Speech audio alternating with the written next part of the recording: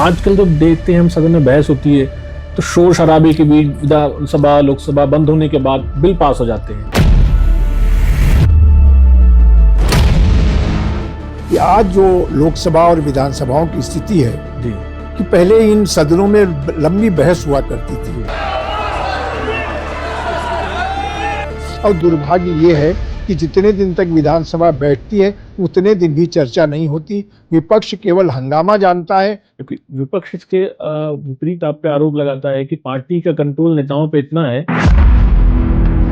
अगर विपक्ष गंभीरतापूर्वक में दायित्व का निर्वहन करे तो कोई भी सरकार चर्चा से बच नहीं सकती है। सब डिजिटल हो गई सारी चीजें, तो डिजिटल होने के बाद भ्रष्टाचार पे अंकुश लगा या तरीके बदल गए हैं? जो भी तंत्र से जुड़े लोग हैं वो अगर निष्ठावान हो जाएंगे तो मैं नहीं समझता उसमें कालाबाजारी का बहुत ज्यादा गुंजाइश रह जाएगी। लेकिन आज भी हमारा युद्ध डिग्री लेकर नौकरियों की तलाश कर रहा है। जिनकी मेरिट नहीं है ऐसे लोगों को डिग्री कॉलेजेस में और हायर एजुकेशन में उनकी नियुक्ति हो जाती है और वो लोग जब अच्छे ढंग से उनकी क्वालिफिकेशन ही नहीं है तो बच्चों को अच्छी शिक्षा क्या देंगे। आप जब आज की शिक्षा व्यवस्था को देखते हैं तो उसमें कहाँ कमी लगती है, सरकार के विजन में या कॉलेज के ढर्रे में? आज सबसे बड़ी कमी तो हम दोनों में है। आप 19 महीने तक इमरजेंसी के दौरान जेल में रहे, तो पहली बार पुलिस आपको लेने आई, क्या माहौल था घर का उस समय?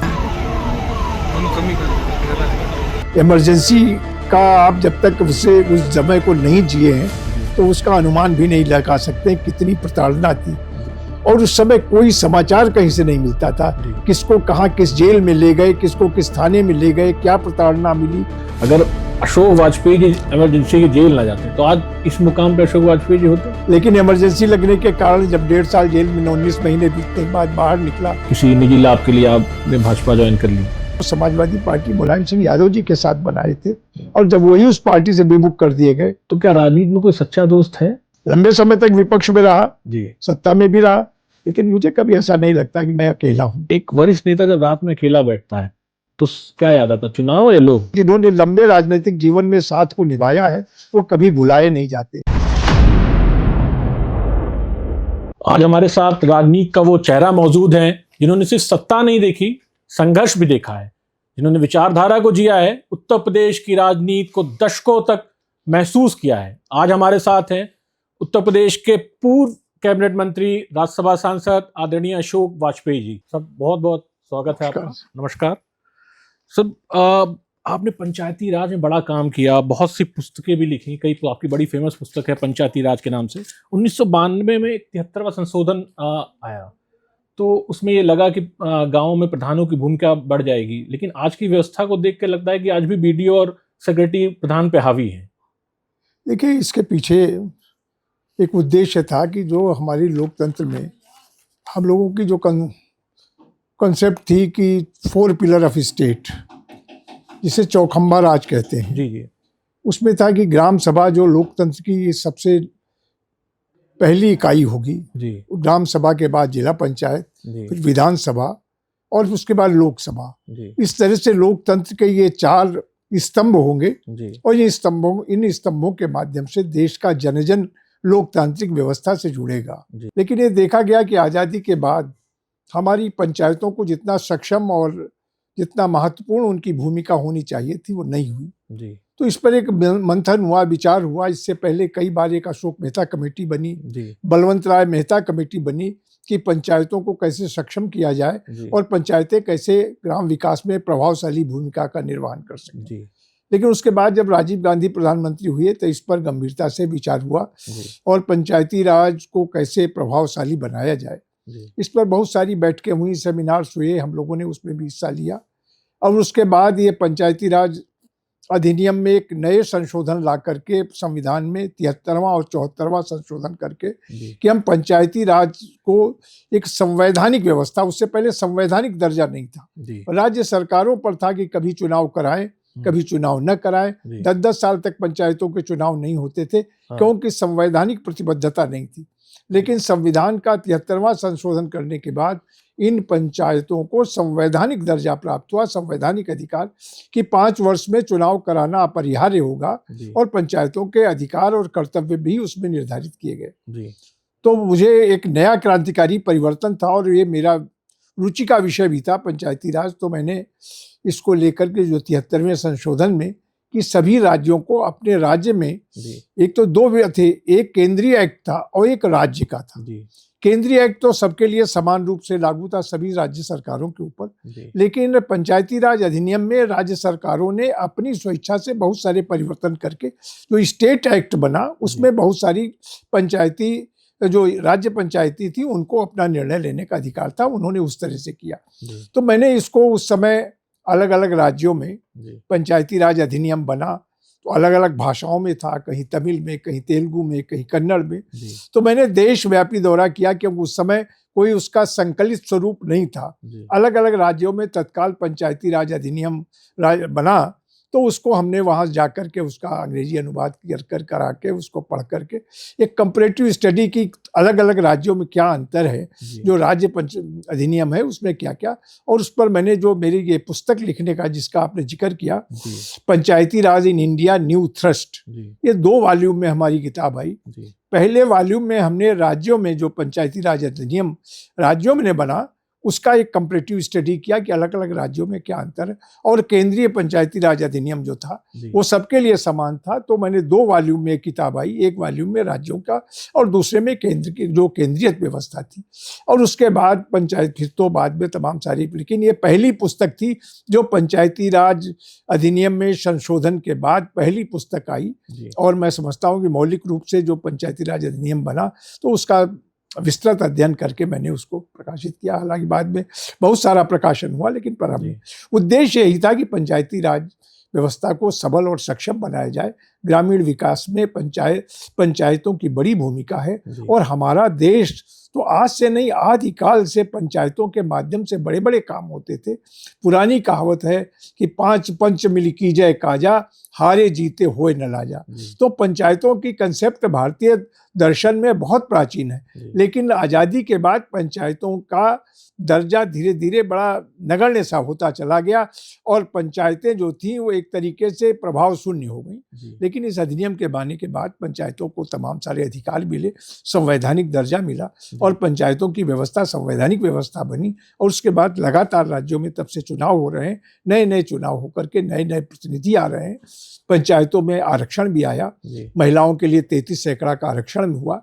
तो उससे तमाम सारी हमारी बहनें पंचायती राज व्यवस्था के माध्यम से लोकतांत्रिक का जो प्रक्रिया है उससे जुड़ी, पंचायतों के माध्यम से आके विधानसभा तक आई, लोकसभा तक आई। तो एक तरीके से पंचायतें हमारी लोकतंत्र की पहली पाठशाला है, जिनके माध्यम से हमको बहुत कुछ लोकतांत्रिक व्यवस्था को सीखने और उस पर काम करने का अवसर मिलता है। जी, आप जिस तरह से पंचायती राज व्यवस्था को करना चाहते थे और आज की व्यवस्था को देखते हैं, तो क्या आपको उसी के अनुरूप लगती है या उसमें कुछ? नहीं, देखिए, व्यवस्था तो उसमें व्यक्तियों पर ही डिपेंड करती है जी, कि आज देखिए लोकतंत्र में व्यक्ति जो है वो उसकी प्रमुख भूमिका होती है, कौन कैसा जनप्रतिनिधि चुना गया है और उसकी उसमें कितनी रुचि है ग्रामीण विकास में, और कैसे वो उसमें काम करता है, इस पर बहुत कुछ डिपेंड करता है।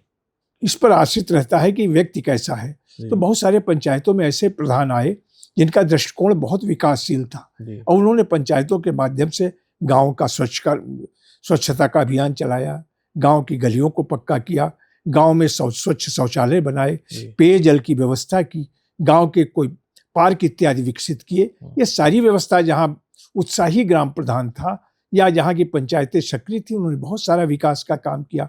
और जहाँ पंचायतों में ऐसे प्रतिनिधि आए जो पंचायत के पैसे का कैसे क्षरण करें और कैसे व्यक्तिगत लाभ के लिए पंचायत का उपयोग करें, उन पंचायतों में पंचायती राज का सपना साकार नहीं हो पाया। जिस उद्देश्य से यह अधिनियम आया था वो नहीं हो पाया। लेकिन फिर भी धीरे धीरे सुधार होता है। चुनाव 5 वर्ष में होते हैं, तो अगर अच्छा काम नहीं करेगी जनता उसे परिवर्तित करेगी, लेकिन फिर भी पंचायतों में बहुत सुधार हुआ है। और पंचायतों के माध्यम से आज ग्रामीण विकास के बहुत सारे काम हो रहे हैं, और थोड़ा अगर सक्रिय वहाँ की जनप्रतिनिधि हैं तो और ज़्यादा अच्छा काम हो सकता है और पंचायती राज का सपना साकार हो सकता है। और जो हमारे पुरखों ने चौखंबा राज की बात की थी, 4 पिलर ऑफ द स्टेट, तो ये हमारा लोकतंत्र का जो पहला खंबा है, जितना सशक्त होगा लोकतंत्र उतना ही मजबूत होगा, उतना ही हमारा देश विकसित हो सकेगा। इस कहावत को चरितार्थ करने की आवश्यकता है। जी, आपने पब्लिक एडमिनिस्ट्रेशन में पीएचडी की और 40 साल तक आपने वो काम धरातल पे किया, तो किताबी ज्ञान और धरातल में क्या अंतर रहा? देखिए, बहुत सारी चीज़ें हैं। उनकी थ्योरी तो कुछ अलग है, लेकिन जी। व्यवहार में लोक प्रशासन के माध्यम से कि हमारी बहुत सारी स्थानीय निकाय में जी। जहाँ जनप्रतिनिधि चुनकर के आते हैं, जैसे मैंने पंचायत की बात की, जी। उसके बाद नगर पंचायतें हैं, तमाम सारे नगर निगम हैं, ये बड़ी बड़ी संस्थाएं हैं, जी। इनमें जनप्रतिनिधि चुन के जाते हैं और वो जनप्रतिनिधि प्रशासक भी होते हैं। जी। अगर उन्होंने प्रशासनिक दक्षता नहीं है तो जो उद्देश्य है उन स्थानीय निकायों का वो सब सफर कर जाता है, उसका उद्देश्य पूरा नहीं होता। जी। तो मैं समझता हूँ कि जो पब्लिक एडमिनिस्ट्रेशन है वो भी एक अपने में एक बहुत बृहद विषय है जी। और उसके माध्यम से हम जनता को अच्छा दे सकते हैं, जी। हमारी डिलीवरी अच्छी हो सकती, जो दायित्व हमें मिला है उसका हम अच्छे ढंग से निर्वहन कर सकते हैं। और मैं समझता हूँ इस दिशा में एक प्रशिक्षण की भी आवश्यकता होती।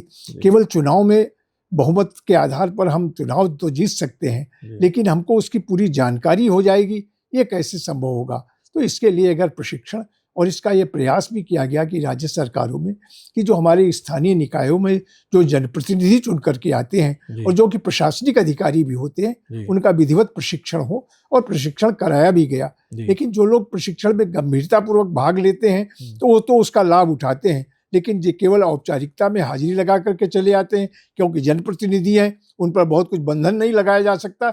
ऐसे में कहीं ना कहीं वो स्थानीय प्रशासन से अपरिचित होने के कारण वो ब्यूरोक्रेसी के हाथ का खिलौना बन जाते हैं, और वहाँ ब्यूरोक्रेसी या जो कर्मचारी हैं अपने ढंग से मनमानी चलाने का काम करते हैं, और जनता के प्रति जो हमारी वचनबद्धता वो पूरी नहीं हो पाती है। तो इसलिए लोक प्रशासन की बहुत आवश्यकता है, और इसके लिए प्रशिक्षण की भी, और मैं समझता हूँ कि जनप्रतिनिधियों को इसके लिए प्रशिक्षित भी होना चाहिए, और इसके लिए उनको तैयारी भी करानी चाहिए। सरकारों को भी इस दिशा में प्रयास करने की आवश्यकता है। जैसे आपने कहा कि ब्यूरोक्रेसी, एक आईएएस या आईपीएस क्या फाइलों को कई बार घुमाता है, उस तरह का प्रयास करता है? देखिए, जब और अगर हाँ तो मतलब जनप्रतिनिधि को क्या करना चाहिए? देखिए, जनप्रतिनिधि अगर जानकार है और चीज़ों को समझता है तो मैं नहीं समझता हूँ कि कोई भी ब्यूरोक्रेट या कोई अफसरशाही उसको घुमा फिरा सकती है। लेकिन जब कई बार तमाम सारी ऐसी प्रतिबद्धताएं होती हैं जिसके चलते लोगों को मंत्रिपरिषद में रखना ही पड़ता है, और वो उस गंभीरता से अपने दायित्व का निर्वहन नहीं करते, तो वहां पर ये ब्यूरोक्रेसी हावी हो जाया करती है, और कई बार नियमों का हवाला दे करके जनप्रतिनिधियों को गुमराह करने का काम करती है। लेकिन जनप्रतिनिधि अगर जानकार है तो मैं नहीं समझता हूँ कि वो लोकतंत्र में जनप्रतिनिधि सर्वोपरि होता है और अंतिम आदेश उसी का होता है। ब्यूरोक्रेसी अपनी राय दे सकती है, लेकिन अंतिम निर्णय तो विभाग का मंत्री लेगा। अगर विभाग का मंत्री जानकार है तो मुझे अगर मेरे सचिव ने कोई भी अपनी राय दी है, उस राय से सहमत होना या असहमत होना ये मेरा निर्णय है। और अगर मुझे लगता है कि जनता के हित में, लोक हित में अगर हमें निर्णय उसकी राय के विपरीत करना है तो हमें लेना चाहिए। ये भय नहीं होना चाहिए कि हमारे सेक्रेटरी ने क्या लिखा है। लेकिन अगर हमें लगता है कि लोक कल्याण के लिए ऐसा किया जाना जरूरी है तो हम ऐसा करें, और उसको मानने के लिए जो भी ब्यूरोक्रेट है वो बाध्य होगा, क्योंकि हमारी लोकतांत्रिक व्यवस्था में चुने हुए जनप्रतिनिधि ही सर्वोपरि हैं, और उनको सलाह के रूप में हमारी जो ब्यूरोक्रेसी या अफसरशाही है वो सलाह के रूप में अपनी राय दे सकती है। लेकिन अंतिम निर्णय तो मंत्रिपरिषद को ही या मंत्रियों को ही लेना होता है। आप 6 बार के विधायक रहे, 1 बार एमएलसी भी रहे, राज्यसभा भी रहे, आपने सदन को बहुत करीब से देखा है, उच्च सदन और निम्न सदन दोनों को देखा है, वहाँ की बहसें देखी। आजकल जब देखते हैं हम सदन में बहस होती है तो शोर शराबे के बीच विधानसभा लोकसभा बंद होने के बाद बिल पास हो जाते हैं, और 80-90 के दशक में वो नहीं हुआ करता था। दोनों में क्या अंतर है? देखिए, आपके इस प्रश्न में कई सारे जवाब आ गए अपने आप ही कि आज जो लोकसभा और विधानसभाओं की स्थिति है कि पहले इन सदनों में लंबी बहस हुआ करती थी, एक एक विषय पर पक्ष और विपक्ष अपनी राय रखता था, और बहुत सारा संवाद के माध्यम से बहुत सारे निर्णय तक हम लोग पहुंच पाते थे। और इस लोकतांत्रिक व्यवस्था का उद्देश्य भी यही है कि हम चर्चा से, संवाद के माध्यम से समस्याओं का समाधान निकालें। लेकिन जब से विधानसभाओं का समय कम होने लगा, लोकसभा कम समय तक बैठती है, तब से जो उन विषयों पर चर्चा होनी चाहिए उतनी चर्चा नहीं हो पाती। और दुर्भाग्य ये है कि जितने दिन तक विधानसभा बैठती है उतने दिन भी चर्चा नहीं होती। विपक्ष केवल हंगामा जानता है, हंगामा करके सदन का बहिर्गमन कर देता है, सदन के चलने में बाधा पैदा करके सदन को एडजर्न करा देता है। उससे होता क्या है, ब्यूरोक्रेसी स्वतंत्र हो जाती है। अगर विधानसभाएं, लोकसभा पूरे समय तक चलें और उन पर चर्चा हो, तो मैं समझता हूँ कि जो हमारी कार्यपालिका है उसके ऊपर अंकुश लगेगा और ब्यूरोक्रेट बहुत सारी मनमानी नहीं कर सकेंगे, क्योंकि बहुत सारी जानकारी, सारी चर्चा सदन में जब हो जाएगी तो मैं नहीं समझता हूँ कि उसमें कोई भी अधिकारी इस मामले में कोई हेराफेरी कर सकेगा या ज़्यादा जनता को गुमराह कर सकेगा। लेकिन जब सदन नहीं चलता है तो उसका लाभ लोग, ये ब्यूरोक्रेसी उठाती है और मनमानी करने की प्रयास करती है। तो प्रयास ये होना चाहिए, पहले ये परंपरा थी कि विधानसभा कम से कम साल में 90 दिन चलेगी और लोकसभा लगभग 120 दिन चलती थी। लेकिन आजकल मैं देख रहा हूं कि विधानसभाएं मुश्किल से 30 दिन, 40 दिन भी नहीं चलती हैं। 40 दिन का पहले केवल बजट सत्र हुआ करता था, आज पूरे साल का कार्यकाल 40 दिन नहीं हो रहा है। और जो 40 दिन होती भी है उसमें कितने कई घंटे बहस होती है, ये बड़ा भारी कारण है कि विधानसभाएं पूरा समय नहीं चल रही, उनमें बहस नहीं हो रही, विपक्ष अपने दायित्व का निर्वहन नहीं कर रहा, केवल हंगामा खड़ा करना उनका काम रह गया। और जिसके चलते सरकार भी जब विधानसभा नहीं चलेगी तो सरकार भी जवाबदेह नहीं होती है, बहुत सारी चीजें मनमानी कर लेती है, अधिकारी भी स्वतंत्र हो जाते हैं, उन पर कोई अंकुश नहीं रखता। लेकिन जब सदन चलता है, तमाम सारे माननीय सदस्य प्रश्नों के माध्यम से अपनी तमाम सारी जिज्ञासाएं उससे शांत होती हैं, बहुत सारे मामलों में सवाल उठा करके, दूसरे नियमों में उठा करके उन मामलों में पूरे सदन का ध्यान आकर्षित करते हैं और सरकार को जवाब देने के लिए मजबूर करते हैं। और उस स्थिति में फिर बहुत ज़्यादा ब्यूरोक्रेसी की मनमानी नहीं चल पाती है।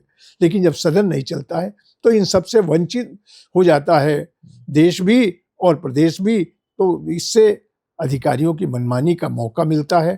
तो मैं समझता हूँ कि सदन पूरा समय अगर चले, सदन में बहस हो, चर्चा हो, तो जो लोकतंत्र का उद्देश्य है वो फलीभूत होगा। हम ज़्यादा अच्छे ढंग से जनता की सेवा कर सकेंगे, देश के हित में कानून बन सकेंगे। जिन कानूनों पर गंभीर चिंतन होना चाहिए वो जल्दबाजी में हाँ करके पास हो जाते हैं, और लोग जो वहाँ सदन में बैठे लोग जानते भी नहीं किस संबंध में विधेयक पास हुआ है, क्योंकि चर्चा ही नहीं हुई। तो उससे बहुत सारे जो महत्वपूर्ण विषय हैं वो गौड़ हो जाया करते हैं। तो चर्चा होगी तो एक एक विधेयक पर गंभीरता से विचार भी होगा, हम उसके तमाम सारे प्रॉस कॉन्स, क्या उसमें कमियां हैं, उसके ऊपर अपनी राय रख सकेंगे। और विपक्ष के लिए तो बहुत जरूरी है कि सदन जितना अच्छे से चलेगा, विपक्ष उतना ही मजबूत होगा, आप मजबूती से अपनी बात रख सकेगा। लेकिन आज का विपक्ष केवल हंगामा खड़ा करना जानता है, सदन में वाद विवाद में नहीं पड़ना चाहता, तर्क से सरकार को दबाना नहीं चाहता, कुतर्क के माध्यम से और जबरदस्ती सदन को एडजर्न करके अपने कार्य को पूरा समझता है। जी, जबकि विपक्ष इसके विपरीत आप पे आरोप लगाता है कि पार्टी का कंट्रोल नेताओं पे इतना है कि वो उनसे बहस नहीं करना चाहते, खुलकर बोलना नहीं चाहते, इसलिए कोई भी बिल पास हो जाया करता है। नहीं, देखिए, ये तो विपक्ष को तय करना है ना जी। जब आप सदन चलाएंगे, सदन चलेगा तो बाकायदा कार्य मंत्रणा समिति होती है, किसी भी विधेयक पर कितने घंटा चर्चा होगी, इसमें सभी राजनीतिक दल कार्य मंत्रणा समिति में होते हैं, बिजनेस एडवाइजरी कमेटी कही जाती है। उसमें वो लोग तय करते हैं कि ये विषय इतना विधेयक गंभीर है, इस पर 6 घंटा चर्चा होगी, इस पर 12 घंटे चर्चा होगी, इस पर 8 घंटे चर्चा होगी, और उतने घंटा चर्चा सदन में होनी अनिवार्य है। लेकिन बिजनेस एडवाइजरी कमेटी में तय हो गया कि 8 घंटे चर्चा होगी, लेकिन 8 घंटा से पहले ही सदन में विपक्ष ने बहिर्गमन कर दिया, मजबूर होकर। जब विपक्ष नहीं है तो वो विधेयक पास हो गया, तो उस पर जो चर्चा होनी चाहिए थी वो नहीं हुई। अगर विपक्ष गंभीरता पूर्वक अपने दायित्व का निर्वहन करे तो कोई भी सरकार चर्चा से बच नहीं सकती है। कोई सरकार जो समय निर्धारित है उसमें कटौती नहीं कर सकती, और पूरा समय अगर उस पर चर्चा होगी तो बहुत सारे तथ्य सामने आएंगे, और विपक्ष जिन बातों को रखना चाहता है या जिन पर उसे आपत्ति है वो जनता के सामने आ सकेंगे, फिर सरकार को उसे इधर उधर करना कठिन होगा। जी, आप जब खाद्य रसद मंत्री थे तब राशन कार्ड बनवाने से लेकर राशन की ब्लैक मार्केटिंग एक बड़ा मुद्दा हुआ करती थी, आपने उसमें बड़ा काम भी किया। आज सरकार कहती है कि सब कंप्यूटराइज हो गया है, सारे सिस्टम आ गए हैं, तो हमने बहुत सी ब्लैक मार्केटिंग रोक दी है। क्या उतनी ब्लैक मार्केटिंग थी उस समय, या सिर्फ ये बताया जा रहा है कि ब्लैक मार्केटिंग थी? देखिए, ये सिस्टम में बहुत सारी कमियां रहती हैं, और इतना बड़ा प्रदेश है या इतना बड़ा देश है, उसके संचालित करने में अगर आप सजग नहीं रहेंगे तो ब्लैक मार्केटिंग के लिए कोई अलग से लोग नहीं आते, हमारे आपके बीच के लोग ही उसे करते हैं। बहुत सारे अधिकारी भी उसमें जुड़े रहते हैं, बहुत सारे जनप्रतिनिधि भी जुड़े रहते हैं, और तमाम जो वितरक हैं वो उन सबके माध्यम से एक बड़ा भारी तंत्र है जो सबके मिलने के बाद ही ये संभव होता है। जहाँ तक मेरा सवाल है, मेरे पास जब खाद्य रसद विभाग था, मैंने इस बात को निश्चित रूप किया कि पूरे प्रदेश में जो खाद्यान्न गरीब के लिए आवंटित है उसके घर तक पहुंचे, और इसके लिए मैं 3 त्रिस्तरीय व्यवस्था मैंने की थी। गोदाम से जो FCI की गोदाम से जो जो माल उठेगा वो जाएगा हर ब्लॉक के ऊपर एक डिपो होगा, वो डिपो में जाएगा। डिपो में जब माल उतरेगा तो 3 लोग ब्लॉक डेवलपमेंट अफसर, एक जो सप्लाई इंस्पेक्टर और एक जनप्रतिनिधि, 3 लोग मिलकर उसको वेरीफाई करेंगे इतना सामान इस ब्लॉक के गोदाम में आया। और ब्लॉक के गोदाम के बाद वो डिस्ट्रीब्यूटर के यहाँ जाएगा, वहाँ पर भी 3 लोग, ग्राम प्रधान, पंचायत सचिव और 3 लोग मिलकर के उसको सत्यापित करेंगे इतना राशन दुकान पर आया। और दुकान में वितरण की भी तिथि मैंने तय कर दी थी कि 1 तारीख से 7 तारीख तक आपको फर्स्ट फेज का वितरण होगा और दोबारा 15 तारीख से 22 तारीख तक होगा। इन 2 सप्ताह में वितरण होगा और उस समय ये सारी चीज़ें, तो मतलब उसमें ये तो मैं नहीं कह सकता हूँ 100% इसमें गड़बड़ियाँ खत्म हो गई थी, लेकिन 90% तक मैंने गरीब का राशन उसके घर तक पहुँचाने का काम किया था। लेकिन उस सारी व्यवस्था को बनाने में और उसका पुनरीक्षण करने में, लगातार निगरानी करने में समय लगता है।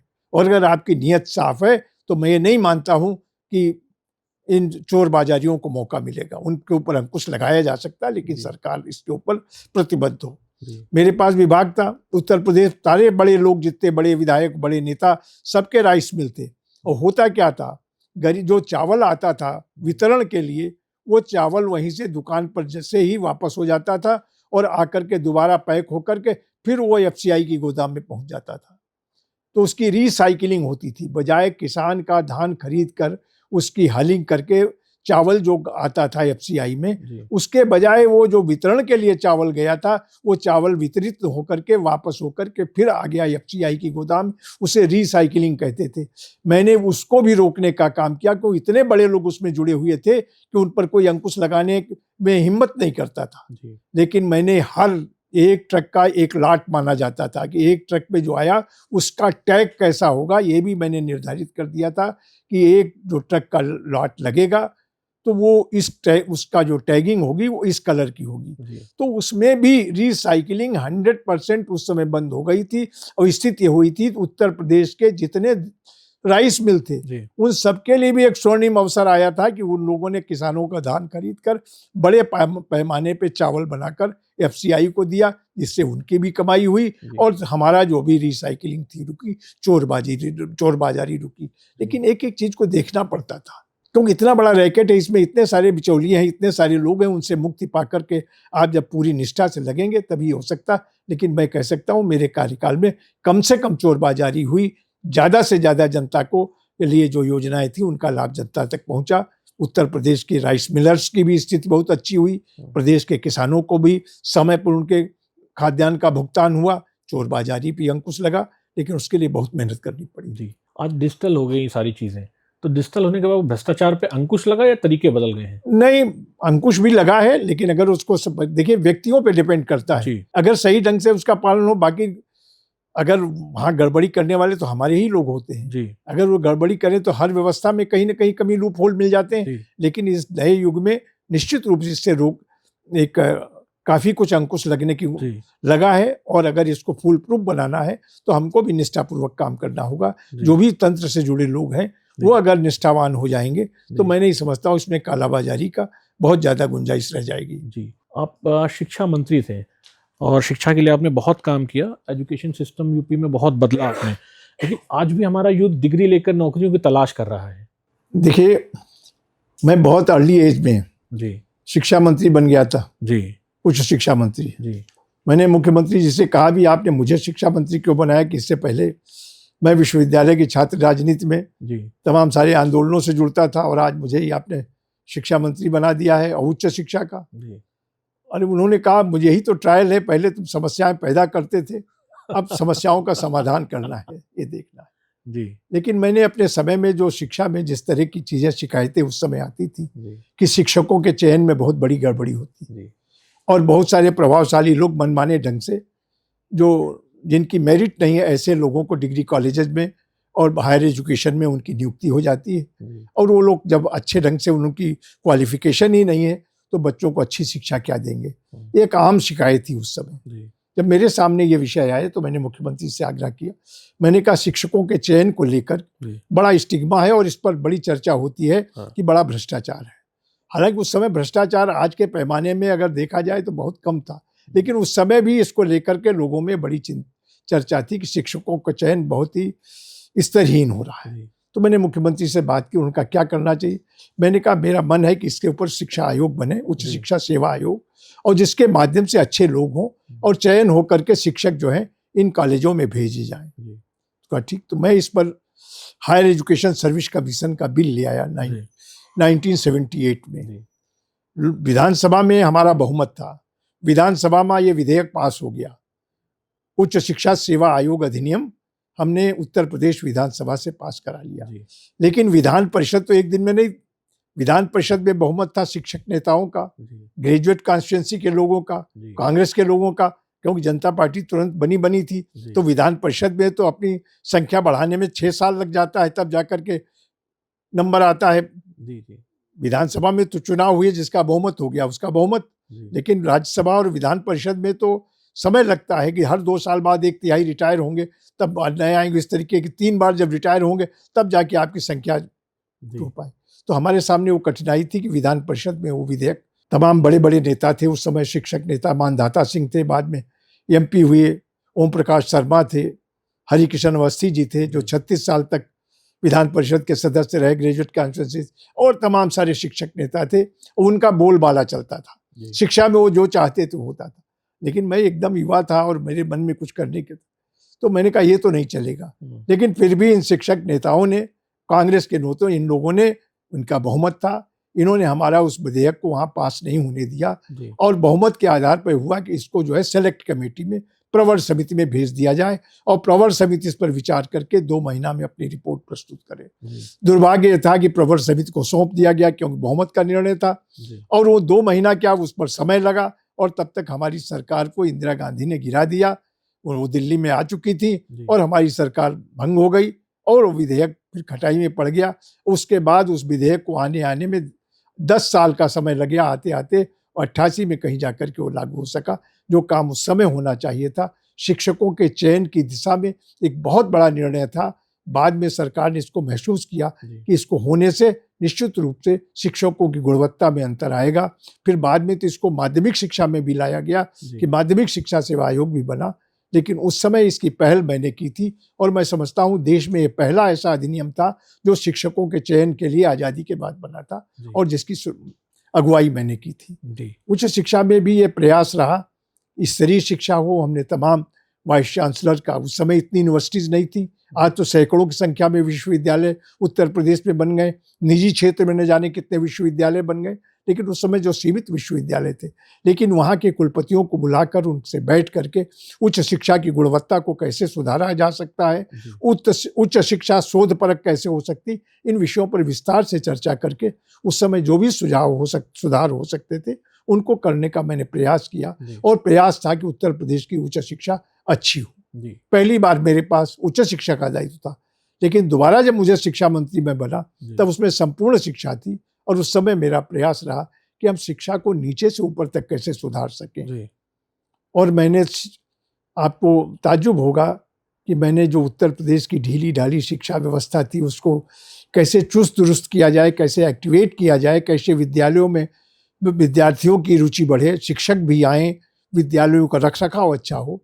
तो मैंने इसके लिए पूरा अभियान चलाया। साल में 2 पखवाड़े में मनाता था, शिक्षा उन्नयन पखवाड़ा के नाम पर।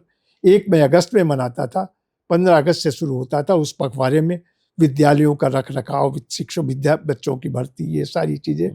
और मेरे एक छोटे से कर्मचारी से लेकर जो शिक्षा विभाग के वरिष्ठतम अधिकारी तक, सारे लोग 15 दिन तक पूरे प्रदेश का भ्रमण करते थे, एक एक विद्यालय का जा करके कहाँ की क्या स्थिति है, बच्चों की उपस्थिति कैसी है, बच्चों के बैठने का स्थान क्या है, उनकी पढ़ाई की व्यवस्था क्या, शिक्षक क्या। तो शिक्षा उन्नयन पखवाड़े मना करके हमने शिक्षा में एक बड़ा भारी उत्साह पैदा करने का काम हुआ। और मैं समझता हूँ कि उस समय इतने बड़े पैमाने पर प्रोन्नतियाँ हुई, इतने बड़े पैमाने पर तमाम सारे नए नए प्रयोग हुए, उन प्रयोग के बहुत ही सार्थक परिणाम भी आए।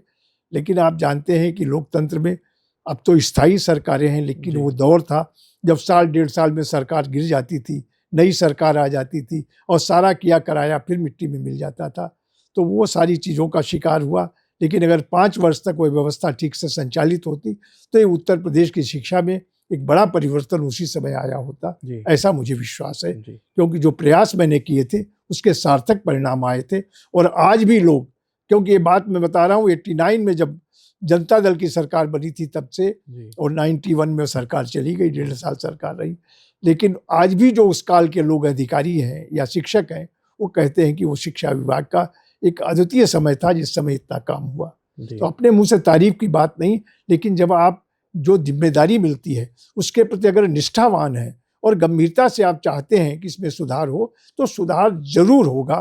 क्योंकि लोकतंत्र में मंत्री का दायित्व बहुत बड़ा होता है और अपने विभाग में अगर वो बड़ा परिवर्तन जनहित में करने का मन बनाता है तो उसे लिए मैं समझता हूँ कोई कठिनाई नहीं आती, वो जरूर निश्चित उसके परिणाम अच्छे आते हैं। जी, आप जब आज की शिक्षा व्यवस्था को देखते हैं तो उसमें कहाँ कमी लगती है, सरकार के विजन में या कॉलेज के ढर्रे में?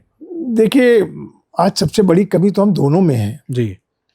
सरकार कितना जिम्मेदार होगी, सरकार विद्यालय को मान्यता देगी, सरकार शिक्षकों का वेतन दे रही है, सरकार विद्यालय का रखरखाव व्यवस्था कर रही है, अच्छे अच्छे वेतनमान दे रही है, लेकिन पठन पाठन का काम तो सरकार नहीं, शिक्षक को करना होगा, विद्यार्थी को पढ़ना होगा, शिक्षक को पढ़ाना होगा।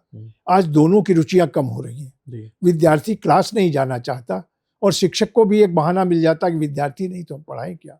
आज हम देखते हैं उच्च शिक्षा में तमाम BA BSc के बीकॉम की कक्षाओं जो विद्यालय हैं वहाँ विद्यार्थी पढ़ने नहीं जाते, एडमिशन इस शर्त पर लेते हैं कि केवल हम परीक्षा देने आएंगे। आज छात्र संख्या इस तरीके से डिग्री तो लेना चाहते हैं लेकिन पढ़ना नहीं चाहते, कॉलेज नहीं जाना चाहते। शिक्षक भी उसमें प्रेरित नहीं करते हैं कि बच्चे कॉलेज में आए। उनको भी लगता है जब बच्चे नहीं आएंगे तो उनको भी कोई काम नहीं, गप लड़ाई और सुंदर वेतन मिल ही रहा। तो आज इस सबके लिए किसको कहा है, ये समाज के हम सब अंग हैं और समाज जब इन सब चीजों के प्रति संवेदनशील नहीं रहेगा तब ये कठिनाई होगी। और आज कोई भी अपने दायित्व को निर्वहन नहीं कर रहा है, ये चिंता का विषय है। अगर विद्यालयों में पठन पाठन हो, सरकार ने शिक्षक दे दिए और व्यवस्थाएं कर दी, लेकिन पढ़ाना शिक्षक को है। और विद्यार्थियों को, गार्जियंस को भी चिंता करनी चाहिए कि हमारा बच्चा स्कूल जा रहा है कि नहीं जा रहा, पढ़ रहा है कि नहीं पढ़ रहा है। आज बहुत सारे गार्जियन, अरे डिग्री मिल जाए, बच्चा जाए ना जाए। तो ये सारी चीजें हैं, इसको हमें सामाजिक चेतना भी बढ़ानी होगी और इसके लिए लोगों में जन जागरण भी करने का प्रयास करना होगा। लोगों के बीच जाकर के उनको प्रेरित करना होगा कि बच्चों को अच्छी शिक्षा के बिना उनका उज्जवल भविष्य नहीं बन सकता।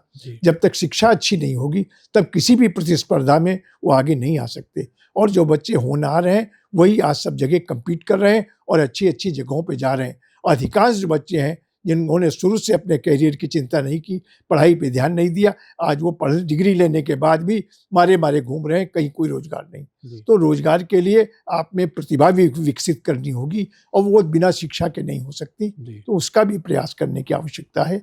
तो इसके लिए समाज भी जिम्मेदार होगा, जहाँ सरकारें जिम्मेदार हैं, समाज को भी, कि हम अब देखें कि हमारे बच्चे स्कूल जाते हैं कि नहीं जाते हैं, स्कूल में पढ़ाई होती कि नहीं होती। इन सब चीज़ों पे ध्यान देंगे तभी मैं समझता हूँ शिक्षा का स्तर सुधरेगा, शिक्षा की गुणवत्ता सुधरेगी। और आज ये आवश्यकता है डिग्री की नहीं, प्रतिभा की आवश्यकता है कि जो भारत अपनी प्रतिभा के लिए जाना जाता था, भारत दुनिया का विश्व गुरु इसलिए बना था अपनी प्रतिभा, अपनी विद्वता के आधार पर, और आज हम उसी में पिछड़ते जा रहे हैं। तो हमको, आज का युग तो बहु प्रतिस्पर्धाई युग है ना, कॉम्पिटिटिव एज है। इस युग में अगर हम मजबूती से तैयारी नहीं करेंगे तो हम प्रतिस्पर्धा में नहीं स्थापित हो पाएंगे और वो हमारे भविष्य के लिए बड़ा कठिन होगा। तो इस पर ध्यान देने की आवश्यकता है। आजकल डिजिटल युग है, अब तो AI का ज़माना आ गया। कहीं सरकार के लेवल से कुछ कम्युनिकेशन स्किल, बच्चों के स्किल डेवलप करने के लिए जो काम करने चाहिए, क्या उसमें कुछ कमी दिखती है आपको?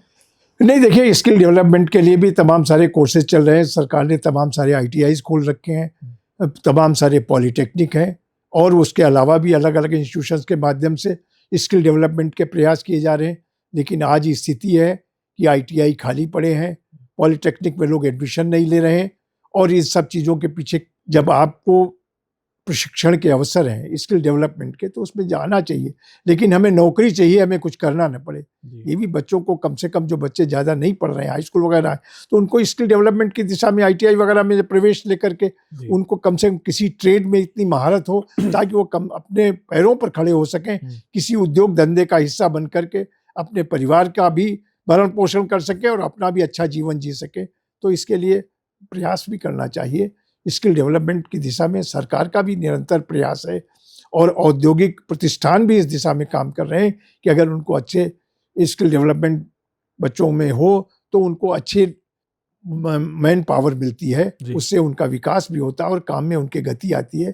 तो हमें समझते हैं कि कारपोरेट जगत भी चाहता है स्किल डेवलपमेंट पे उनका भी ध्यान है, सरकारों की भी प्राथमिकता है, लेकिन लोगों को इसमें सहभागिता की आवश्यकता है।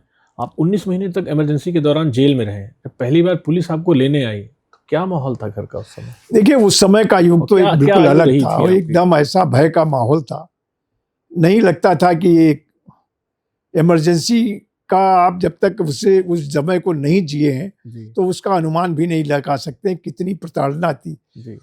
25 जून की रात को जिस तरीके से रातों रात देश के बड़े मूर्धन्य नेता सब गिरफ्तार कर लिए गए, अखबारों में ब्लैक आउट हो गया, अखबार में कोई समाचार नहीं छपा, सारे अखबारों पर, मीडिया पर प्रतिबंध था, सारे चैनल बंद थे, कोई जानकारी कहीं से नहीं मिल रही। देश के बड़े नेता जेलों में, चाहे मोरारजी देसाई हो, चौधरी चरण सिंह हो, तमाम बड़े नेता देश के, अटल बिहारी वाजपेयी, लाल कृष्ण आडवाणी जी, मुरली मनोहर जोशी, सारे लोग जेलों में डाल दिए गए। और उसके बाद तमाम सारे राजनीतिक कार्यकर्ता, तमाम युवा नेता, उनको पकड़ पकड़ करके जेलों में डालने का काम।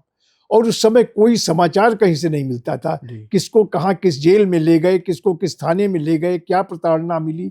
उस समय बाद में धीरे धीरे छन छन की खबरें आई, लेकिन उस समय तो पूरा अंधकार जैसा दिखाई लगता था। जो समाचार सरकार देना चाहती थी वही लोगों तक पहुंचता था, उसके अलावा सब पाबंदी थी। कोई स्वतंत्र पत्रकारिता नहीं थी, कोई अखबार छाप नहीं सकता था, कोई चैनल से, कोई रेडियो से कोई सूचना नहीं मिलती थी बहुत। और हम लोगों को ऐसा लगता था कि सारा जीवन जेल में ही बीत जाएगा क्या। इतना लंबा अंतराल, इतनी लंबी जेल की काली रातें एक मन को इतना शेरन पैदा कर देती थी कि लगता नहीं था कि कभी इमरजेंसी खत्म होगी, देश में लोकतंत्र कभी बहाल होगा। हम लोगों को जब पकड़ा गया, तमाम झूठे मुकदमे लगाए गए, झूठे चालान, मतलब इतनी पुलिस की प्रताड़ना, इतना वो कि आप तो जीवन तुम लोगों का बर्बाद हो जाएगा, जेल, सारी जिंदगी जेल में सड़ोगे। परिवार के लोगों तक के मिलने की अनुमति नहीं थी जेलों में। पहले 6 महीने तो ऐसा हम लोग बिल्कुल, न घर के लोग कोई मिल पाए, न कोई समाचार, न किसी का आना जाना, बहुत सख्ती थी। धीरे धीरे थोड़ा थोड़ा उसमें कहीं गुंजाइश बनी। कभी मेडिकल के नाम पर हम लोगों ने रिट फाइल कर दी कोर्ट में, हाई कोर्ट में, कि हमारी तबीयत नहीं ठीक, या मुझे दांत का दर्द है, या हार्ट पेशेंट है कुछ, तो हाई कोर्ट ने आदेश किया इनको जाके मेडिकल कॉलेज में दिखाना। तो हाई कोर्ट के आदेश पर मेडिकल कॉलेज एम्बुलेंस ले जाती थी। तो इस तरीके से थोड़ा मूवमेंट बाहर गए तो 4 लोग आ जाते थे वहाँ मेडिकल कॉलेज में मिलने और आके समाचार बता दिया, उससे बाहर का कुछ पता लगता था। मतलब शुरुआती दिन तो बड़े कठोर के थे, लेकिन धीरे धीरे थोड़ा सा परिवर्तन आया। लेकिन वो 19 महीने मैं समझता हूँ कि जिसके भी जीवन में वो आए हैं वो एक अलग शेरन पैदा करते हैं। हम लोगों का, जो लोगों के मतलब हमारी शादी वादी नहीं हुई थी, युवा थे, विश्वविद्यालय के छात्र थे, तो उतने ज़्यादा पारिवारिक दायित्व नहीं थे। लेकिन जो लोग जिनके बीवी बच्चे थे, परिवार था, वही अकेले दुकान चलाते थे, अकेले परिवार को भरण पोषण करते थे, वो जेल में डाल दिए गए। कैसे उनके परिवार के बच्चों की शिक्षा हुई होगी, कैसे परिवार का भोजन चलता होगा, कैसे बच्चों की फीस जाती, कितनी कठिनाई उन लोगों के सामने थी। वो एक बड़ा भयावह दौर था। और उस दौर की कल्पना मेरी माता जी 3-4 महीने बाद बेचारी आई लखनऊ मिलने के लिए। जेल में मिलने नहीं दिया गया, लौट के 3-4 दिन लखनऊ टिकी रही, नहीं मिल पाई। माताजी पिताजी लौट गए, माताजी बीमार पड़ गई लंबे समय तक, लेकिन कोई समाचार नहीं। तो इस तरीके से कितना भयावह था आपातकाल, और किस तरह से लोकतांत्रिक अधिकार समाप्त कर दिए गए थे। लोकतांत्रिक संस्थाओं पर अंकुश लग गया था, कोई भी स्वतंत्र नहीं था। ये स्थितियाँ थी। और मैं समझता हूँ देश के लोकतांत्रिक इतिहास का वो काला दिवस था, काला अध्याय था। और आज भी जब उसकी याद आती है तो बड़ा ही पीड़ा होती है। जी, क्या दिन की दिनचर्या क्या होती थी, क्या माहौल? तो आपसी नेता आपसे एक दूसरे से बात नहीं, करते देखिए थे? दिनचर्या तो जेल की दिनचर्या तो होती थी, सुबह उठना है हम जी। लोगों को, सुबह थोड़ा व्यायाम वगैरह करना है, टहलना है, एक्सरसाइज करने के बाद में जी। अपना नहा धो करके फिर जी। तमाम सारे पॉलिटिकल लीडर्स थे, अलग अलग समाजवादी पार्टी के भी लोग थे, जनसंघ के भी लोग थे, जी। आनंद मार्गी भी थे, मुस्लिम बजिस के लोग भी थे, अलग अलग विचारधारा के लोग जेल में थे। जी। तो अलग अलग ग्रुपों में उन सबके क्लासेस भी चल रहे हैं, जी। पढ़ाई भी हो रही है, कुछ और भी चिंतन हो रहा है, जी। कोई राजनीति पर भी चिंतन होता था सामूहिक कि जी। क्या होगा, इमरजेंसी का अंत तो क्या होगा, कैसे होगा। नई झूठी झूठी खबरें कहीं से इधर उधर से कोई आ जाती थी, वो फला मर गए, फला जेल के अंदर मर दिए, मर कुछ इस तरह की घबराहट पैदा होती थी। जी। तो इन सब चीज़ों को बैठ करके तो दिन इस तरीके से बीतता था। बहुत सारे प्रबुद्ध लोग भी थे जो जेलों में थे, जी। वो अलग अलग विषयों पर व्याख्यान भी उनके होते थे। जी। तो उस पढ़ने लिखने का भी एक अच्छा अवसर मिला, जी। जिसमें हम लोगों को जो साहित्य मिल पाता था। जी।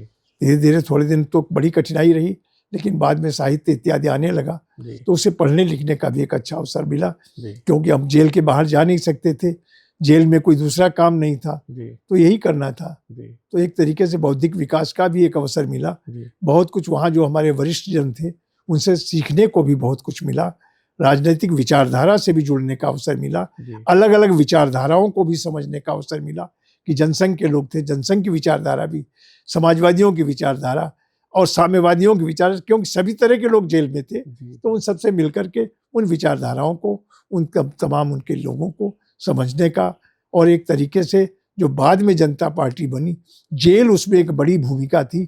जेलों में अलग अलग दलों के लोग एक साथ जब 1.5 साल तक रहे जी। तो उनमें एक अपनापन भी पैदा हो गया। जो सड़क पर कटुता रहती थी, जेल के बाहर जो आपसी कटुता होती थी, दलीय कटुता, वो खत्म हो गई थी। एक साथ बैठना, एक साथ खाना, एक साथ खेलना, तो धीरे धीरे वो वैचारिक निकटता बढ़ गई थी, जो एक तरीके से पहले हाँ। अलग अलग जो एक साथ बैठकर विमर्श होने लगा। तो बाद में जनता पार्टी में जो सब राजनीतिक दल एक हुए, तो उसकी पृष्ठभूमि कहीं न कहीं जेलों में ही तैयार हुई। जी। कहते हैं कि इमरजेंसी ने बहुत नेताओं को बनाया, बहुत नेता पैदा किए। अगर अशोक वाजपेयी जी इमरजेंसी की जेल ना जाते तो आज इस मुकाम पे अशोक वाजपेयी जी होते? हाँ, ये निश्चित रूप से आप सही कहते हैं कि वो इमरजेंसी ने जीवन को, धारा को बदला। जी। क्योंकि मैं उस समय, जैसा मैंने कहा कि मैंने लोक प्रशासन में लखनऊ विश्वविद्यालय में उस समय प्रथम श्रेणी में प्रथम स्थान प्राप्त हुआ था। और उस समय तक विश्वविद्यालय में था कि जो विभाग में टॉप करता था, जी। प्रथम आता था, उसको विश्वविद्यालय में ही जी। एडजस्ट हो जाया करता, शुरू में टेम्परेरी, बाद में परमानेंट लेक्चर हो जाता। हाँ। तो अगर इमरजेंसी न लगी होती तो शायद मैं विश्वविद्यालय में एक प्रवक्ता बन जाता, जी। और प्रवक्ता बनकर एक शिक्षक के रूप में काम करता। जी। लेकिन इमरजेंसी लगने के कारण जब 1.5 साल जेल में 19 महीने बीतने के बाद बाहर निकला, जी। तब तक चुनाव घोषित हो गए। लोकसभा का, पार्टी मुझे लोकसभा का चुनाव लड़ना चाहती थी। पार्टी ने प्रयास भी बहुत किया, सारे बड़े नेताओं ने चाहा कि मुझे लोकसभा के लिए, लेकिन कुछ ऐसे कारण थे जिसका कारण उस समय नहीं हो सका। लेकिन उसके तुरंत बाद ही विधानसभा की घोषणा हुई, और विधानसभा में जो पहली सूची आई, मेरा नाम विधानसभा प्रत्याशी के रूप में घोषित किया जनता पार्टी ने। जी। तो धारा बदल गई, मैं विधायक बन गया। जी। उसके बाद सरकार बनी, सरकार में मंत्री बन गया। जी। फिर दिशा ही बदल गई। उसके बाद वही काम अच्छा लगने लगा, जी। जनता के बीच जाना, जनता की सेवा करना, जनता की समस्याओं के समाधान के लिए प्रयास करना, जी। और वो धीरे धीरे वो रास्ता बढ़ता चला गया। जीवन की दिशा बदली, समाज सेवा का क्षेत्र मिला, और आज जो आप सबके बीच में हूँ, तो शायद इमरजेंसी न लगी होती, जेल न गए होते, शायद मेरे करियर का कोई दूसरा मुकाम होता, तो आपसे भेंट होती कि न होती मैं नहीं कह सकता। तो यह है, जीवन की दिशा बदली। बहुत सारे लोगों को राजनीतिक प्रशिक्षण मिला, देश के बड़े बड़े लोगों के साथ रहने, उनके जीवन की सादगी, उनके संघर्ष के इतिहास से परिचित हुए, और उससे सबको, हम लोगों को, बहुत सारे लोगों को प्रेरणा मिली। और मैं अपने को भाग्यशाली मानता हूँ कि राजनीति में काम करते हुए बहुत देश के बड़े बड़े नेताओं का मुझे आशीर्वाद मिला, उनका सानिध्य मिला, उनसे बहुत कुछ सीखने को मिला, और उसे मैं अपने जीवन की पूंजी समझता हूँ कि आज भी उनके जो आदर्श या उनके जो संदेश हैं मुझे कहीं न कहीं प्रेरित करते हैं। आपने यूपी में बहुत से मुख्यमंत्री का कार्यकाल देखा, चौधरी चरण सिंह, मुलायम सिंह यादव जी, और अभी योगी आदित्यनाथ जी। क्या समानता देखते हैं? और पहले के नेता, विचारधारा अलग होती थी, लेकिन फिर भी दोस्ती अच्छी होती थी। आज लगता है कि जानी दुश्मन जैसे लगते हैं। देखिए, जब व्यक्ति की बात हो, बाकी इन तमाम सारे मुख्यमंत्रियों के साथ काम करने का भी अवसर मिला, इन सबको नजदीक से देखने का भी अवसर मिला। लेकिन जहां व्यक्तिगत अगर मुझसे कोई पूछेगा तो मैं कहूंगा मुझे बनारसी दास जी मुख्यमंत्री के रूप में सबसे ज्यादा प्रभावित किए, क्योंकि वो स्वतंत्रता आंदोलन से निकले थे। बहुत ज्यादा उनकी शिक्षा दीक्षा नहीं थी, शिक्षा हाई स्कूल तक थी, लेकिन दीक्षित तो बहुत थे, प्रदेश की समस्याओं से बहुत परिचित थे, उसके समाधान भी वो जानते थे, और प्रशासनिक दक्षता उनमें इतनी ज्यादा थी, उत्तर प्रदेश की ब्यूरोक्रेसी पे कैसे अंकुश लगाया जा सकता है और लोकतंत्र की कैसी लोकतांत्रिक व्यवस्था को संचालित किया जा सकता है, पक्ष और विपक्ष सबकी भावनाओं का सम्मान करते हुए सदन कैसे ठीक से चले, सदन में किसी को शिकायत का अवसर न हो। बहुत सारी चीजें उनसे मुझे सीखने को मिली, क्योंकि राष्ट्रीय आंदोलन के निकले हुए व्यक्ति थे और उन्होंने राष्ट्रीय आंदोलन से निकल करके एक तपे हुए व्यक्ति थे। उनके साथ काम करने का मुझे अवसर मिला, और उनका जो मुख्यमंत्री के रूप में उन्होंने मुझे बहुत प्रभावित किया। जहाँ तक व्यक्तिगत सवाल आपने पूछा, वो तो मेरा ये कहने का उद्देश्य है कि उन्होंने मुझे जरूर प्रभावित किया। देखिए, पहले राजनीति में आपसी कटुता नहीं थी, विचारों में मतभेद था, अलग अलग राजनीतिक दलों के अलग अलग विचार थे, वैचारिक हम विषमताएं थीं, लेकिन व्यक्तिगत विद्वेष नहीं था। हम एक दूसरे से मिलते थे तो बड़े प्रेम से मिलते थे। सरकार किसी की भी हो, जनहित के काम के लिए जिसकी भी सरकार हो, उस पार्टी के नेताओं के पास जाते थे, वो लोग सम्मान से मिलते थे और हमारी जनहित की समस्या का समाधान करने में सहयोग भी करते थे। आज जो कटुता हो गई, दलीय कटुता, दल अलग है तो व्यक्तिगत रिश्ते भी खत्म, एक दूसरे के सुख दुख से भी नहीं जुड़ते। उस समय ऐसा नहीं होता था। अगर कोई भी राजनीतिक कार्यकर्ता बीमार है, परेशान, हम लोग किसी भी दल का हो जाते थे, उसके मिलते थे, उससे जुड़ते थे, और कहीं पर भी कभी नहीं लगता था, कांग्रेस हो चाहे वो जनता पार्टी के रहे हों, चाहे उस समय बाद में भारतीय जनता पार्टी, सब एक दूसरे से मिलते। कल्याण सिंह जी हमको बहुत प्यार करते थे, एक दूसरे से हम लोग रोज नियमित बैठते थे। कई बार उनका सामने कार्यालय था, उनके साथ आओ भाजपा चले खाना खाएं, तो उनका कार्यालय था भाजपा का, वहीं हम चले जाते थे, उनके साथ खाना खाते थे। सदन में अलग अलग बैठते थे, एक दूसरे की चर्चा में एक दूसरे के विपरीत बात करते थे, लेकिन बाकी व्यक्तिगत रिश्ते बहुत अच्छे रहा करते थे। तो मैं समझता हूँ कि उस समय आपसीपन बहुत ज्यादा था। इधर कुछ राजनीतिक विचारधारा अलग होने के कारण लोग व्यक्तिगत रिश्तों से भी प्रभावित हो रहे हैं, और व्यक्तिगत जो सामंजस्य होना चाहिए वो कम होता जा रहा है। ये दुर्भाग्यपूर्ण है। आप समाजवादी पार्टी के संस्थापक सदस्यों में से रहे हैं, उसके बाद आप भारतीय जनता पार्टी में आ गए। कई आपके विपक्षी समाजवादी पार्टी में आज भी हैं, वो कहते हैं कि अपने किसी निजी लाभ के लिए आपने भाजपा ज्वाइन कर ली। देखिए, मैंने निजी लाभ के लिए भाजपा नहीं ज्वाइन की, ऐसा शायद कोई कहेगा भी जल्दी नहीं, क्योंकि सारे लोग मुझे जानते हैं, मेरे चरित्र को जानते हैं। मैंने समाजवादी पार्टी के संस्थापना से लेके और इस लंबे दौर में हर संघर्ष में समाजवादी पार्टी में मैंने काम किया, अगली पंक्ति में रहकर काम किया। पार्टी के नेता का अटूट विश्वास मेरे ऊपर रहा, लेकिन पार्टी से अलग होने के कुछ कारण थे, जिससे कि मैं समझता हूँ आपने देखा होगा कि उस समय मुलायम सिंह यादव जो समाजवादी पार्टी के संस्थापक और सर्वेसर्वा थे, उनको भी समाजवादी पार्टी की राष्ट्रीय अध्यक्षता से हटा दिया गया, उनको भी उससे अलग कर दिया गया। तो उस समय एक ऐसी स्थिति आई, हम सब लोग जो समाजवादी पार्टी मुलायम सिंह यादव जी के साथ बनाए थे, और जब वही उस पार्टी से विमुख कर दिए गए तो हम लोगों की स्थिति और ज्यादा हताशत हुई। और एक प्रयास उस समय किया गया कि एक हस्ताक्षर अभियान चला कि जो एमपी एमएलए हैं जो मुलायम सिंह को अध्यक्ष पद से हटाने के लिए सहमत और दस्ताक्षर सबने हस्ताक्षर कर दिए। मैं उसमें मैंने नहीं किया, क्योंकि मैं ये सभी सोच भी नहीं सकता था कि मुलायम सिंह के जीवन काल में उनसे कोई अध्यक्षता पद से हटाने का काम करेगा। ये सारी चीजें बड़ी पीड़ादायक थी। नेताजी से बात हुई, नेताजी ने कहा, अशोक, जब मेरी ये स्थिति है कि मुझे को कोई नहीं पूछ रहा है तो मैं क्या बता सकता हूँ। और भी कई कारण हुए। कुछ समय मुझे लोकसभा का चुनाव का पार्टी ने मुझे प्रत्याशी बनाया, मैंने रात दिन मेहनत की, पूरे लखनऊ का माहौल बदला, और चुनाव के अंतिम क्षणों में मेरा नाम प्रत्याशी से हटा दिया गया। और ये सूचना मुझे न दे करके टीवी में पट्टी चलने लगी कि वो, तो बड़ा दुख हुआ। राज्यसभा का प्रत्याशी घोषित हुआ, अखबारों में छप गया। तो ये कई ऐसे कारण लगे कि मुझे राजनीतिक स्वार्थ के लिए नहीं, व्यक्तिगत सम्मान भी मुझे लगा कि अब सुरक्षित नहीं रहेगा। तब ये हुआ कि अब राजनीति से अलग हो जाए। मैंने उस समय फिर समाजवादी पार्टी से इस्तीफा दे दिया, लेकिन कोई पार्टी नहीं ज्वाइन की थी। लेकिन बाद में राजनीतिक कार्यकर्ता रहा, सारा लंबा जीवन सामाजिक जीवन का रहा, तो बहुत सारे कार्यकर्ता साथियों मित्रों का राय थी अब क्या करना, कैसे होगा, राजनीति तो करनी ही पड़ेगी। तो फिर ये हुआ कि कम से कम भारतीय जनता पार्टी एक राष्ट्रवादी पार्टी है, माननीय नरेंद्र मोदी जी का जो नेतृत्व था, वो सारी चीजें कुल मिलाकर ऐसा था उस समय जो देश का जो मिजाज था वो यही था कि देश इसमें भारतीय जनता पार्टी के साथ जुड़ना चाहिए। तो अंत में ये निर्णय हुआ सारे साथियों का कि हम लोग को भारतीय जनता पार्टी ज्वाइन करनी चाहिए, क्योंकि उस समय मैं पार्टी छोड़ चुका था, किसी पार्टी में नहीं था। तो ये निर्णय मैंने लिया कि भारतीय जनता पार्टी ज्वाइन, सबकी राय से। और एक बड़ा भारी कार्यक्रम लखनऊ में हुआ जब मैंने भारतीय जनता पार्टी ज्वाइन की, तो हजारों हजार लोग आए लखनऊ में। और ये आपको आज ताज्जुब होगा कि बड़ी संख्या में लंबी लंबी दाढ़ी वाले मौलाना भी थे, क्योंकि मैंने कभी राजनीति में सभी वर्गों को साथ लेकर के चला था, तो लोगों का विश्वास मेरे ऊपर था। तो इस कारण भारतीय जनता पार्टी में, लेकिन कोई उसके पीछे स्वार्थ या लालच नहीं था, और केवल लगातार अपमान को या वहाँ की जो राजनीतिक स्थितियाँ थी जिसमें हमारे नेता माननीय मुलायम सिंह यादव ही अपमानित हो रहे थे, तो फिर वहाँ से मुक्ति लेना ही एक रास्ता था। जी, आपने जिस विचारधारा से प्रेरित होकर राजनीति शुरू की, उस पार्टी से जब आपने दूसरी पार्टी में आप गए तो आपकी आइडियोलॉजी चेंज होगी। तो बीइंग अ नेता या बीइंग अ इंसान, आपके मन के भीतर क्या चलता था? देखिए, आइडियोलॉजी तो लगभग सभी राजनीतिक दलों की एक ही सी है जी। थोड़ा बहुत अंतर होता है, क्योंकि सबकी इच्छा है कि लोक कल्याण, जनता का हित करना, और हमको जब अवसर मिले तो हम जनता के लिए ज्यादा से ज्यादा अच्छे काम कर सकें।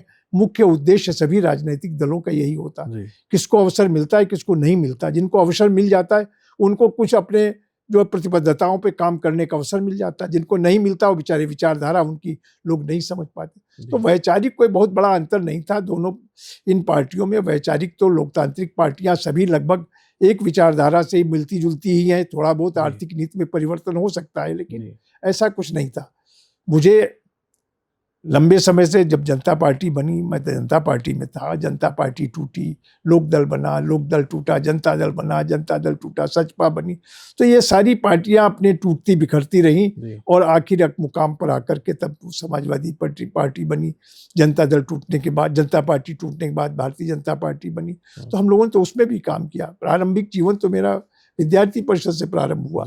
तो ये सारे बदलाव तो हुए परिस्थिति जन्य थे, इसमें कोई स्वार्थ का नहीं था, कोई वैचारिक ऐसा अंतर नहीं था।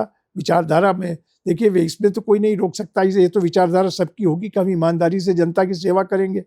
अब वो नहीं करता है, कोई भ्रष्ट हो जाता है, तो विचारधारा का दोष नहीं है, व्यक्ति का दोष है।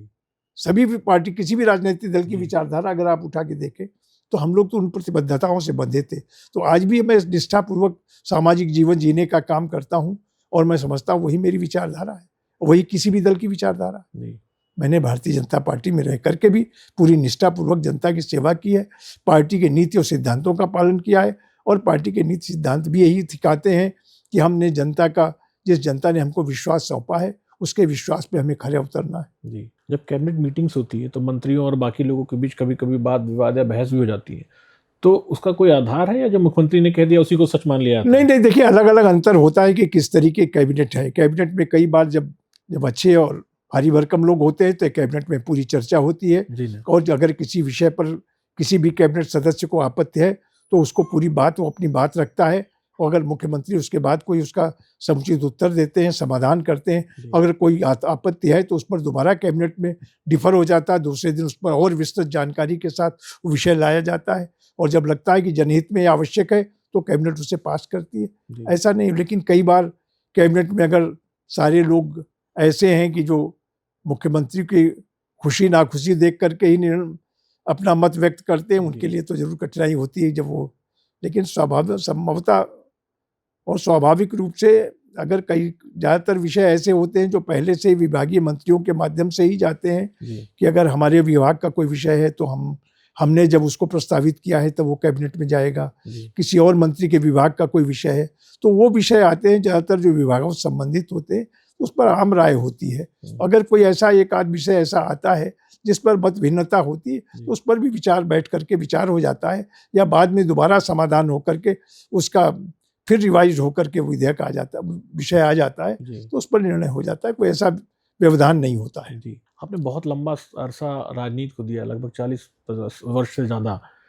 इस पीछे जब आप अपनी पूरी ज़िंदगी को देखते हैं तो कभी लगा कि परिवार को समय नहीं दे पाए और वो चीज़ें छूट गई, कुछ चीज़ें मिस करते हैं? अगर आज मैं कहूँ कि अगर आपको वहाँ पुराना फिर से जाना हो तो क्या अशोक वाजपेयी वाकई नेता बनना चाहेंगे या वो परिवार को कुछ समय देना चाहेंगे, कुछ और बनना देखिए, वो ये सब विधि का विधान होता है जी। मैंने तो जब विधानसभा में आ गया, सरकार में आ गया, तब शादी हुई जी। तो मेरा जीवन तो जो सही में कि अगर जिन लोगों की मान लिया पहले शादी हो गई, अपना जीवन जी लिए 4 से 10 साल, उसके बाद राजनीति में आए तो उनको तो एक अवसर, हम तो उन व्यस्तताओं के बीच ही सरकार में रहते हुए शादी हुई तो मैंने कभी पूरा समय परिवार को दे ही नहीं पाए। बच्चे हुए, धीरे धीरे मेरी पत्नी लखनऊ विश्वविद्यालय में प्रोफेसर थी, उन्हीं की ज़्यादा जिम्मेदारी रही, बच्चों की पढ़ाई लिखाई देखना, सारी चीज़ें।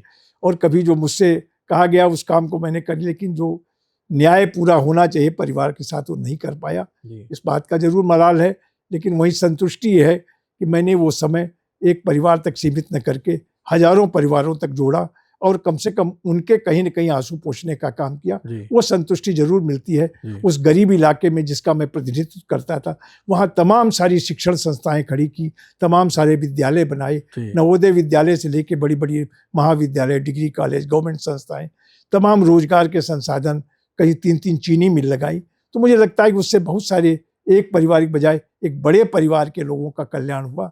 वही एक संतुष्टि का आधार बनता है कि अपने परिवार की उपेक्षा करके सामाजिक परिवार को मैंने समय दिया, तो कहीं ना कहीं उससे संतुष्टि है।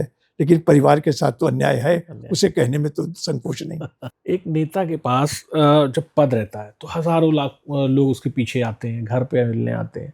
जब वो पद चला जाता है तब वही हजारों की भीड़ कम हो जाती है अचानक से। तो क्या राजनीति में कोई सच्चा दोस्त है?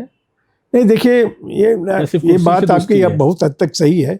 जिनका रिश्ता केवल काम से और स्वार्थ से है, वो लोग तभी तक आएंगे जब तक आप उनके स्वार्थ को पूरा करने की स्थिति में हैं। अगर आप सरकार में हैं या आपकी सरकार है तो लोग आपके पास अपेक्षा से आते हैं कि हमारा ट्रांसफर हो जाएगा, पोस्टिंग हो जाएगा, और जब उस अपेक्षा के अनुरूप आप नहीं है तो क्यों आपके पास आएंगे। लेकिन रिश्तों से जो लोग जुड़ के आते हैं, जो विचारों से जुड़ के आते हैं, उनका आना जाना बना रहता है। संख्या जरूर कम हो जाती है, लेकिन ऐसा नहीं होता है कि अकेलापन। मुझे तो लंबे समय तक विपक्ष में रहा, सत्ता में भी रहा, लेकिन मुझे कभी ऐसा नहीं लगता कि मैं अकेला हूं, क्योंकि बहुत सारे लोग जो जुड़े थे आज भी जुड़े हैं और जुड़े रहेंगे। क्योंकि अगर आपने जीवन में उनके प्रति आपका व्यवहार सद्भाव रहा है, ईमानदारी से रिश्तों को निभाया है, तो आपको एकाकीपन नहीं लगेगा। और लेकिन अगर आपने केवल सत्ता में रहकर आपने उस अहंकार के साथ सत्ता का सुख भोगा है और अपने लोगों को आपने सम्मान नहीं दिया, उस समय आप लोगों के प्रति संवेदनशील नहीं रहे, तो जब आप हटेंगे तो वो भी आपकी परवाह नहीं करेंगे। ये अंतर होता है। व्यक्तिगत आपके रिश्ते अगर लोगों के प्रति सम्मानजनक रहे हैं तो आप पद पे नहीं भी रहेंगे तो भी लोग आपका आदर करेंगे। और मुझे ऐसा अनुभव नहीं होता है कि सत्ता से हटने के बाद मुझे कभी अकेलापन लगा हो या अधिकारियों ने मेरी उपेक्षा की हो। आज भी मैं लोगों से जब भी कुछ आग्रह करता हूँ, बहुत कुछ अगर नियमानुसार है तो उसका समाधान वो करते हैं, सहयोग करते हैं। राजनीति में सबसे बड़ा झूठ क्या बोला जाता है?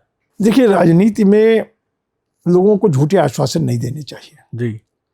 जितना हो सकता है उतना ही कहना चाहिए। उससे व्यक्ति की विश्वसनीयता भी बनी रहती है और जनता का भी भरोसा कायम रहता है। और मैंने यही प्रयास किया। जेल के 19 महीने या संसद के 6 साल, आपके लिए कौन सा अनुभव ज्यादा? मेरी दोनों प्रयोगशालाएं थी, दोनों में बहुत कुछ सीखा। 19 महीने के जेल में भी जीवन के प्रारंभिक जीवन में और सामाजिक जीवन की चुनौतियों को बहुत कुछ नजदीक से देखने का मौका मिला। और इन 6 वर्षों में देश के एक बड़े परिवेश की राजनीति को देखने समझने का, देश के एक कश्मीर से कन्याकुमारी तक के जनप्रतिनिधियों की बात को सुना और यहाँ पर राष्ट्रीय समस्याओं का समाधान या उस पर चर्चा कैसी होती। तो ये दोनों मेरे लिए अलग अलग अनुभव हैं और दोनों मेरी पाठशालाएं हैं। दोनों में मैंने बहुत कुछ सीखा है। आज के दौर का कोई ऐसा राजनेता, चाहे विपक्ष का हो चाहे पक्ष का हो, जिसकी भाषण शैली, जिसकी बोलने की आपको बहुत अच्छी लगती है? अटल जी का वक्तृता का कोई जवाब नहीं था। वो बोलते थे तो मंत्रमुग्ध कर देते थे। अगर राजनीति में कोई एक नियम बदलने का मौका मिले तो क्या बदलेंगे? सबसे बड़ी बात जनता के प्रतिबद्धता। अगर जनता ने आपको विश्वास सौंपा है तो उस पर खरे उतरना चाहिए, जनता के प्रति ईमानदार होना चाहिए। अगर ये बदल जाए तो राजनीति की विश्वसनीयता बढ़ जाएगी, जनप्रतिनिधियों का सम्मान बढ़ जाएगा। क्या राजनीति में सच बोलकर चुनाव जीता जा सकता है? निश्चित रूप से जीता जा सकता है, लेकिन उसके अनुरूप आपको आचरण करना होगा कि आपको फिर जनता के प्रति जवाबदेह भी उसी ईमानदारी से रहना पड़ेगा। सच अगर बोलेंगे थोड़े दिन कड़वा लगेगा, लेकिन उसके बाद जनता, मैं समझता हूँ, आपका आदर करेगी और आप ज्यादा मजबूत स्थान बना सकेंगे। लखनऊ की कोई एक जगह या कोई एक दुकान जहाँ पे आज भी आपको जाना सबसे ज्यादा पसंद है? गुप्ता जी ने एक मोती महल संस्था बनाई थी जी। और गुप्ता जी को मैं राजनीति में अपना बहुत ही बड़ा पुरोधा मानता हूँ। उनका आशीर्वाद मेरे ऊपर। सीवी गुप्ता जी 4 बार उत्तर प्रदेश के मुख्यमंत्री रहे। उन्होंने अपना जीवन का सर्वस्व जो है एक ट्रस्ट के माध्यम से समाज को समर्पित किया, परिवार के लिए कुछ भी नहीं। तो उनका वो स्थान था जहाँ गुप्ता जी आके बैठते थे, मोती महल में। तो आज भी वो मुझे बड़ा प्रिय स्थान रहा। जब भी मुझे मौका मिलता है और शहर के कुछ बुद्धिजीवी, कुछ प्रबुद्ध लोग वहाँ शाम को इकट्ठा हो जाते थे, तो मेरा वहाँ बैठने में अच्छा लगता था। और आज भी जब भी मौका मिलता है तो मैं मोती महल ही जाकर बैठता हूँ। एक वरिष्ठ नेता जब रात में अकेला बैठता है तो क्या याद आता, चुनाव या लोग? नहीं, दोनों याद आते हैं। चुनाव की बहुत सारी घटनाएं याद आती हैं और जो लोग जिन्होंने लंबे राजनीतिक जीवन में साथ को निभाया है वो कभी भुलाए नहीं जाते। वो हमेशा अक्सर करके याद आते हैं। वो भले ही आज चाहे जिस स्थिति में है, लेकिन मेरे 50 वर्ष से राजनीतिक सफर में मेरे साथी रहे, उनकी भी याद आती है। जी। तो आज हमारे साथ थे श्री अशोक वाजपेयी जी, जिन्होंने बहुत खुलकर अपने जीवन, अपने राजनीतिक सफर के बारे में हमसे बात की। उम्मीद करते हैं आज की बातचीत आपको अच्छी लगी होगी। ऐसे ही प्रेरणादायक पॉडकास्ट को देखने के लिए चैनल को लाइक और सब्सक्राइब जरूर करें। डॉक्टर साहब, बहुत बहुत धन्यवाद। अरे, आपका भी बहुत बहुत धन्यवाद। आपने तमाम भूली बिसरी बातों को स्मरण कराकर बहुत सारे ऐसे प्रश्न जिनके मैं लगभग जीवन के एक लंबे सफर में जिनका मैं साक्षी रहा हूँ, आज उन पर चर्चा की। बहुत अच्छा लगा। बहुत बहुत धन्यवाद। Thank you.